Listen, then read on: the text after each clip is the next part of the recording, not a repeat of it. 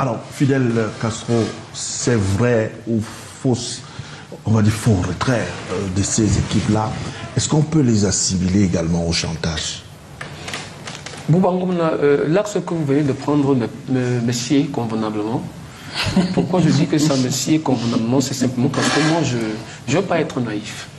Vous savez pourquoi je ne veux pas être naïf?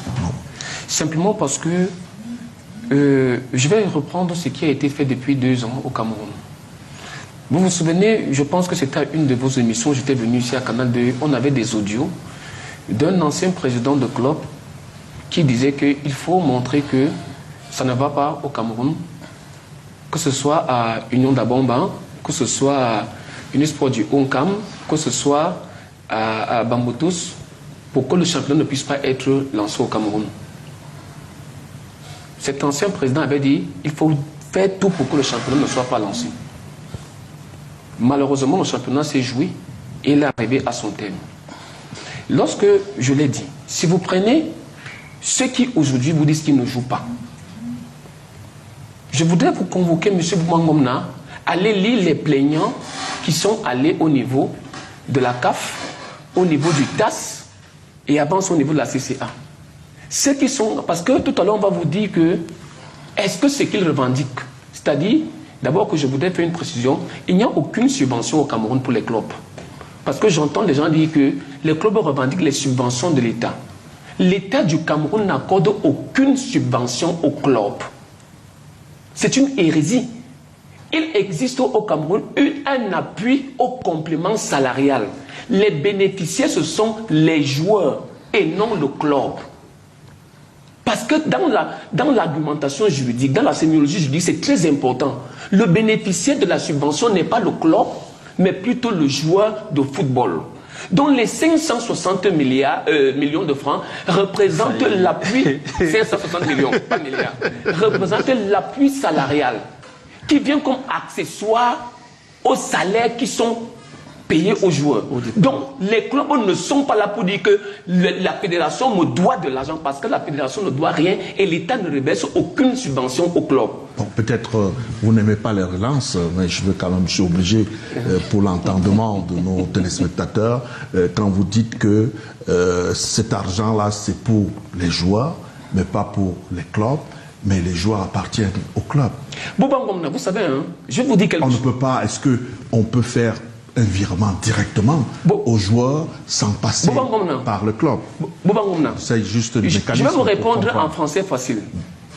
Si vous prenez l'argent dès qu'il est viré, vous le remettez au compte du président de club. C'est un exemple facile. Hein? Vous prenez l'argent, vous le remettez au compte du président de club. Lorsque le contrôle supérieur de l'État va passer, vous allez dire quoi? Que j'ai remis l'argent au compte du club, alors que l'argent n'est pas destiné au compte du club. L'argent est destiné à qui? Au paiement des salaires des joueurs. Donc le justificatif que vous présentez au contrôle supérieur de l'État n'est pas le compte du club, mais plutôt est les représentatifs salariaux des joueurs. C'est une question de comptabilité. Et tant qu'on n'explique pas à nos clubs que cet argent, Boubangomna, si vous prenez cet argent, parce que j'ai eu dit que le club vous dit que j'ai payé les ballons, j'ai payé les maillots, j'ai payé ceci, j'ai payé les primes et consorts. Cet argent n'est pas destiné pour ça. Dès que vous le faites, ça devient une faute de gestion. Et celui qui répond de ça n'est pas le président de club, parce qu'il n'en est pas l'ordonnateur, mais c'est plutôt le président de la Fédération camerounaise de football.